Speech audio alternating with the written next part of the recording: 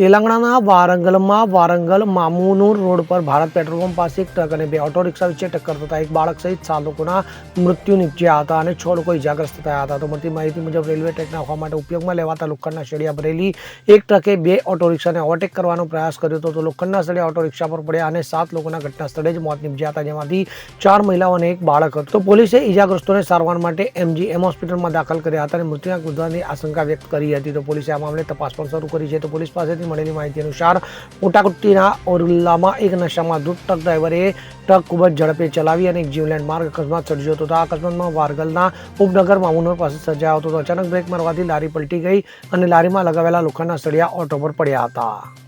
Bureau report CN24 news. હવે જુઓ દેશ દુનિયાની તમામ ખબરો તમારી આંગળીના ટેરવે. ઉઠાવો મોબાઈલ અને Google Play Store પરથી ડાઉનલોડ કરો અમારી CN24 ન્યૂઝ મોબાઈલ એપ.